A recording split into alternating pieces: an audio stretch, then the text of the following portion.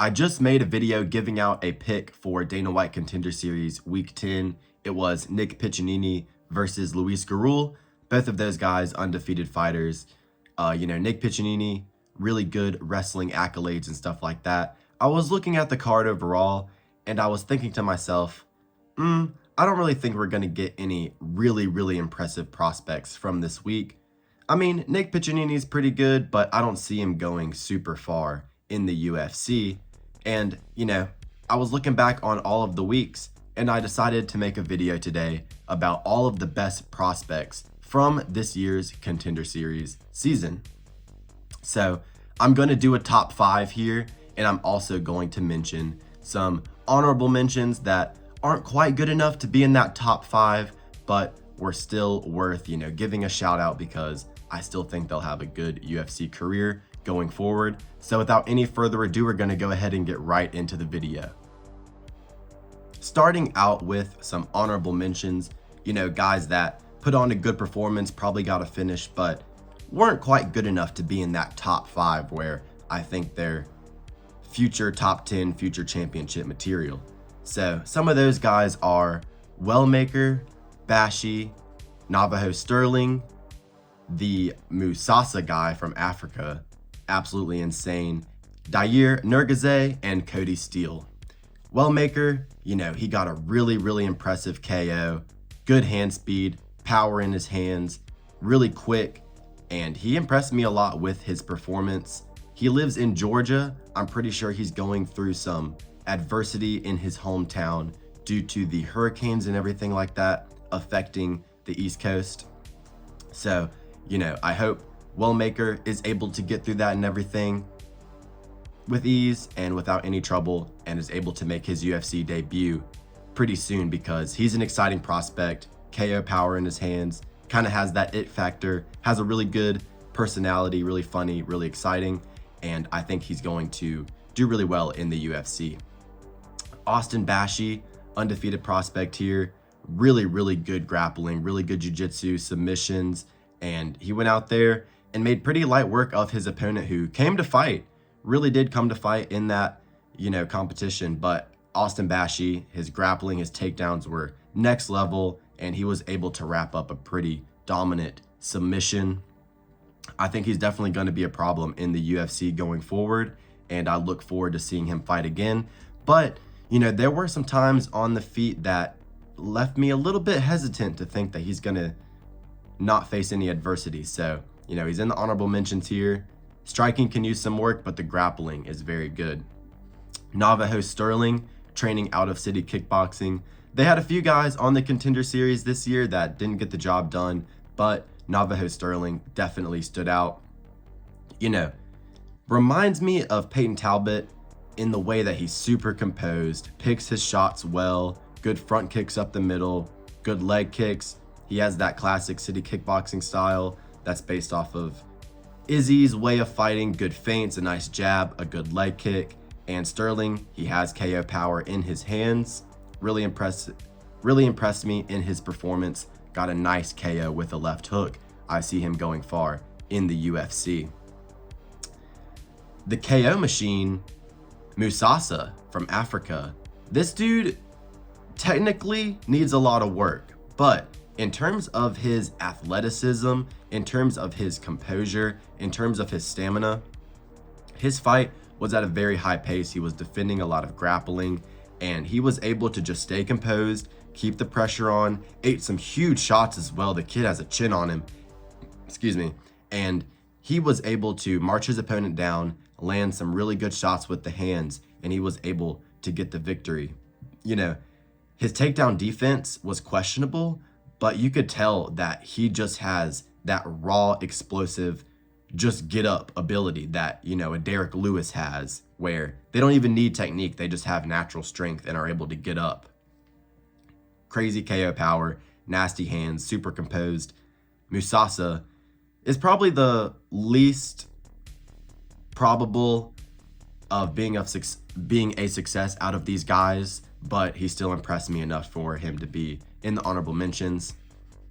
So Musasa, he's definitely a good prospect, but really raw, needs to go to a good gym and really define his skill set, because his athleticism is definitely on point. Super explosive, super strong, does not get tired. Like I said, his fight was at a super high pace. Even in the third round, throwing volume, throwing hands, still had pop in his hands, still was composed, didn't even show any signs of slowing down whatsoever. So the athleticism for Mousasi was definitely what impressed me the most.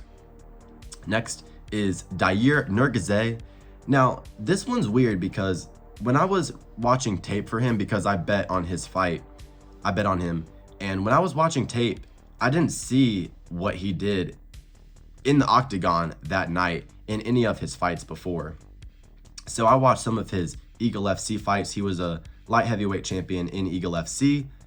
I put money on him because, I saw a guy that was well-rounded, had a good grappling game, good takedowns, and on the feet looked pretty clean, accurate punches, good kicks from the rear side, good front kicks, good leg kicks, good head kicks, and he was able to get a nice left high kick TKO with those kicks that I liked. And impressive performance, but one thing that really confused me is that when he was fighting, he was landing good shots with his hands, he was landing good kicks, he's composed, cuts off the octagon well, has grappling in his back pocket.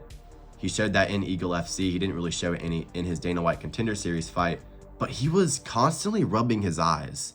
I think he might have gotten hit with a shot that got sweat in his eye and he was trying to get it out, or it was a nervous tick. I wasn't 100% sure, but I had money on the guy and he was sitting there wiping his eye literally every 3 seconds, like just constantly wiping his eye, more than Dustin Poirier pulls up his shorts. So really weird tick there, but nonetheless, talented light heavyweight fighter. I think he beats most of the light heavyweights that are just plotty and untalented. He'll probably be able to make it into the top 15. Last honorable mention here, we got Cody Steele.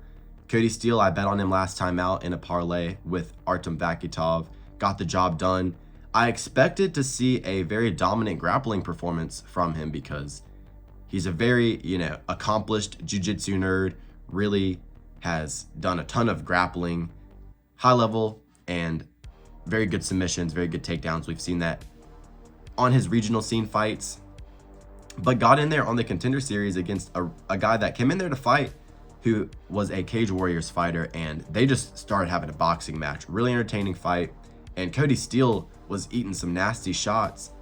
His technique could use a little work, but he imposes his will very good. He walked his opponent down, was landing good combinations, and he just absolutely smothered him with the pressure and the boxing against the fence. Second round, he was able to get a nice liver shot TKO. Perfect liver shot, just graced off the liver. Didn't even hit that hard. Instantly dropped him down. Tired him out just from walking him down the entirety of that fight. And really impressed me because the pressure boxing was there. The grit was there. The cage control was there. And if he is able to use that to impose his grappling better, I could definitely see him doing very well in the UFC. So those are the honorable mentions: Wellmaker, Bashi, Sterling, Mousasi, Dair, and Cody Steele. So those are some guys that weren't quite good enough to get into the top 5, but were still some guys that really impressed me this season. So now we're going to get into the top 5. At number 5, I got Lone Kavanaugh. Now, I'm not sure if that's exactly how you pronounce his first name. I think it could be like Loner or something along those lines. He's from the UK, so not 100% sure on that one. But what I am 100% sure of is that he is an excellent striker. His kickboxing is very clean. They mentioned that he is a amateur K1 world champion in kickboxing. It definitely shows. Combinations on point, super fast striking, fast twitch, and he has KO power in the flyweight division. He absolutely starched his opponent, left him out stiff with a beautiful left hook right hand. I'm pretty sure it was the first fight of the Contender Series this year, and he instantly caught my eye in week 1. I realized that he's definitely going to be a good prospect in this division, and the kid he was fighting was really good too. I'm pretty sure he was either undefeated or only had 1 loss, trained out of Sean O'Malley and Tim Welch's gym. The kid he was fighting was really technical and fast and good striker as well. Kavanaugh was able to find the kill shot, impressed me a lot. And he has that it factor, which the flyweight division desperately needs right now. I could see him getting fast-tracked for sure because he has that it factor at flyweight, which is rare because he has a sellable personality. You know, he already has a catchphrase, ninja shit only. He'll do a fucking somersault after he scores a KO. You know, perfect to be able to post on Instagram and get tons of highlight reels. He's an entertaining fighter, KO power in his hands, has the it factor, super good kickboxing. Like I said, I see him getting fast-tracked here, getting some fun matchups in the flyweight division. There's definitely some good striking matchups for him here. Hopefully, he has good defensive wrestling because we don't want him to go out there and get subbed within his first 3 fights. I'm pretty sure he has a fight scheduled on the card with Peter Yan and Davidson Figueiredo. Now that I think about it, I'm pretty sure I saw that on Big Marcel. I can't remember who it's against, but Kavanaugh makes his debut on the Peter Yan and Figgy card. Look out for him. He's a prospect to watch. Very, very good. I see him going far in the flyweight division. Coming in at number 4, you may have seen him this weekend, Cody Haddon. He's already made his UFC debut just 1 month after fighting on the Dana White Contender Series. Quick turnaround, I like to see it. Went out there and got a 30-27 victory and looked phenomenal versus Dan Argueta. He looks like the bantamweight JDM. Guru mentioned that, and I definitely noticed that in his Dana White Contender Series fight. He got a beautiful left hook to drop his opponent and then got a submission. Excellent boxing. Literally looks like the bantamweight JDM. Beautiful forward pressure, high guard, good head movement, excellent boxing, mixes up his targets well. Just excellent combinations. His hand speed is on point. Very, very similar to Jack Della Maddalena. Like I said, he has already gotten a victory in the UFC. Very entertaining. Good post-fight speech. He told Dana that he could cut him if he ever had a boring fight. Very entertaining fighter. Comes to scrap, absolute warrior. And I like to see that he's making a quick turnaround. High fight IQ fighter. Very good at cutting off the cage, defensively sound. And I really do think he's going to be a problem at bantamweight. Bantamweight is an absolute shark tank of a division, so he's probably going to need a slower build than some of these other guys. But Cody Haddon really impressed me this weekend, really impressed me on the Contender Series, and boxing's on point, cage control's on point, fight IQ's on point. He knows how to put together a good post-fight speech. I like Cody Haddon a lot here in the bantamweight division. I think he's going to go far. Showed off some good defensive grappling as well in his fight versus Dan Argueta. Really well-rounded. Got a submission victory as well. Doesn't just have boxing. He is very well-rounded. Not just a specialist with the hands. You know, he's a full-blown MMA fighter. I really do think he's going to have a bright future here at bantamweight. Still young. I think he's 24 years of age. Definitely has a bright future. I like Cody Haddon here at number 4. Already has a UFC victory. Definitely a bright future here for Cody Haddon. Coming in at number 3 here, I got Kevin Vallejos. Now, Kevin Vallejos did fight on the Contender Series last year, lost, did not get a contract, but he had an absolute scrap with Jean Silva. That is his only professional loss. Went back to Argentina, got 2 professional wins, came back this season and looked incredible against a guy that had good striking and was tall. Kevin Vallejos went in there and put on a boxing masterclass. Just literally looked like an MMA version of Ryan Garcia in there. Rips to the body well, mixes up his targets, power in his hands for a featherweight. You know, fights kind of like Ilia Topuria, high guard, pressures you forward, has good kicks as well. He has definitely improved his kicking game since the John Silva fight. In John Silva's fight with him, he did get kicked a lot, which was something that he needed to work on, and he did. I like to see the improvement on a fight-to-fight basis. Really good defense. We still need to see his offensive and defensive grappling because for the most part, he's been in stand-up fights. In the featherweight division, I think he might be a little bit undersized, to be honest, so that might be an issue for him here. But in terms of skill, in terms of technicality, Kevin Vallejos definitely has it. Very good hand speed. I mean, his hands are just insanely quick. He's accurate, dangerous boxer. And like I said, he's only lost to John Silva. I mean, I'd pick Kevin Vallejos right now to beat a lot of guys at 145. I'd pick him to beat Charles Jourdain. I'd pick him to beat, a lot of guys. Alex Caceres. I think that he is definitely top 15 potential in the featherweight division, and he is most definitely going to give us some really good fun scraps in his future. I definitely see him being a fan favorite down the line in his career. That's the kind of path I see him going down. I see him kind of being like I don't know who a good fighter to compare him to is, but the way he fights, he's like a MMA version of Ryan Garcia. Super entertaining, nasty boxing. Definitely going to do well in the UFC. I do worry about the size though. He is undersized, and if he gets a guy that's bigger than him that has good grappling, could be an issue, but I like Kevin Vallejos here at number 3. Coming in at number 2, he probably needs no introduction. He got plenty of posts on ESPN MMA after his fight. Artem Vakitov is going to be number 2. So Artem Vakitov, he has the Pereira storyline to Pereira basically. He beat Pereira in Glory Kickboxing.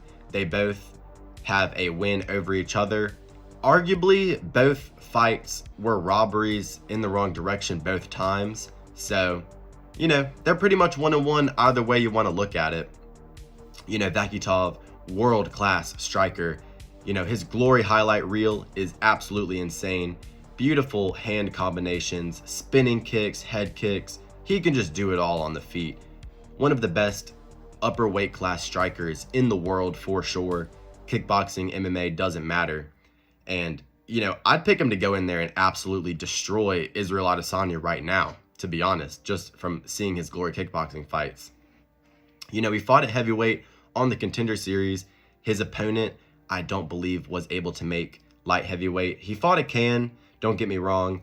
Didn't look fantastic, spent too much time in the clinch, kind of was stalling a little bit, but, halfway through the first round, he was like, oh, wait a minute, I'm a world-class striker and I can KO these MMA guys that have no idea what the fuck they're doing compared to me. Uppercut, right hand, that was all she wrote.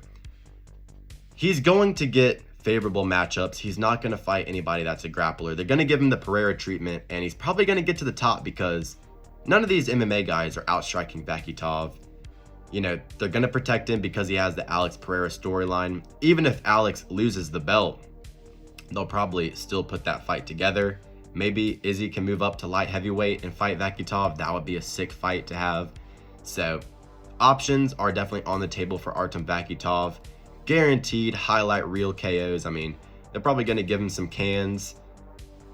I don't even know. Maybe a Dustin Jacoby matchup 2 or 3 fights in, so he can get a nice easy win against a stand-up fighter. I think he'd absolutely mince Dustin Jacoby, kill him. And Vakitov is going to give us some definite highlight reel KOs. Power in his hands, world-class striker. And he has that Pereira storyline. They're definitely going to give him favorable matchups. Multiple time Glory World Kickboxing Champion, defended his belt many times. European and World Muay Thai Champion at heavyweight, I believe, earlier in his career. The dude's a world-class striker. Absolutely beautiful combinations, a joy to watch, striker's delight. I'm glad he's in the UFC now. He is going to have a sick future. This is going to be a cool story arc to watch unfold. And now for the number 1 best prospect coming out of Dana White Contender Series this year. And for me, it's a pretty clear answer. Jacob E. Smith. Jacob E. Smith is an absolute problem. This guy's wrestling, his fight IQ, his athleticism are all already at a top 10 level. He is a former Oklahoma State wrestler. Oklahoma State is one of the best collegiate wrestling programs here in America in the NCAA college wrestling system. Very, very good wrestling. He was hitting highlight reel takedowns in his fight on the Contender Series. You have to go back and rewatch it. He had his opponent's back taken. He hit some type of takedown. I don't even know what that shit's called. He went midair, tucked his knees and buckled his opponent's knees, swept him off of his feet, got in top position. Beautiful takedowns, beautiful wrestling, high fight IQ, very good hands. He's dangerous on the ground. As soon as he gets his takedowns, nasty elbows, he cut open his opponent bad multiple times on the back of the head, which isn't that good. He needs to, learn to calm down and not hit the back of the head so much. But when he gets his opponents down, it's instantly damage. A guy like Nick Piccinini, same wrestling background. They both wrestled at Oklahoma State. Nick Piccinini he struggles to get good offense going on the ground sometimes. Jacoby Smith lets down absolute hellbows. He cut his opponent bad on the back of the head, cut his opponent bad over the forehead, had him leaking all over the place, displayed really good fight IQ. I mean, on the feet, he was clean, defensively sound. His opponent was a really good striker, good kicks. He was blocking most of them, pressuring him against the fence, showing good cage control, good ability to cut off the cage, cut off the octagon. Very, very good at making his opponents put their hands up, letting a combination go upstairs, instantly shooting a takedown as soon as their hands come up, and he's able to level change. Very, very effective. I love to see that type of decision making from a young prospect. He's still really young, in his 20s here. Welterweight fighter. Look, I'd pick him right now to beat Carlos Prates. I know that sounds crazy. I don't know if there's anybody in this division other than like Bilal, Sean Brady, Shavkat that will be able to grapple with this motherfucker. His grappling is just beyond next level. His athleticism is absolutely insane. I mean, this dude can do like fucking backflips after putting on just a crazy pace in a fight. Super, super strong, super fast twitch, good power in his hands for a grappler. On the mat against the fence, I don't see anybody being able to just muscle this guy around. He's got a strong base, good hips, good takedown defense for sure, and undefeated prospect here. DC was glazing him. I really do think that this guy, Jacoby Smith, has championship potential here in the welterweight division. I think he's going to go insanely far. Great striking, good power. Athleticism is literally just next level. I mean, the dude is a freak of nature. Literally, he's the type of guy that's so athletic, you think he might not be clean. I mean, powerful hands, really good level changing ability as soon as his opponents get their hands up, good fight IQ. I just genuinely don't see many welterweights being able to beat him whatsoever. You're going to have to be super well-rounded or have insane KO power and be able to knock him out instantly. I'd pick him to beat a Michael Morales. I'd pick him to beat a Chaos Williams. I'd pick him to beat a Carlos Prates. I think he will be able to go out here and ragdoll almost everybody in the welterweight division. This dude Jacoby Smith is a fucking problem. I just don't know who will be able to stop this guy in the welterweight division. They don't even need to give him favorable matchups, honestly. This dude's UFC ready right now, and I am very, very excited to see how far he can go. Jacoby Smith is one of the best prospects in all of MMA right now, and definitely number one, in my opinion, coming off of the Contender series this year. Very impressive for me. I see a future champ. If you guys made it to the end of the video, thank you guys for watching it all the way through. If you agree or disagree with any of my picks for honorable mentions, my top 5, if you'd rearrange anything, leave a comment down below. If you enjoyed the video, like and subscribe. Thank you for watching all the way through, and have a great rest of your day.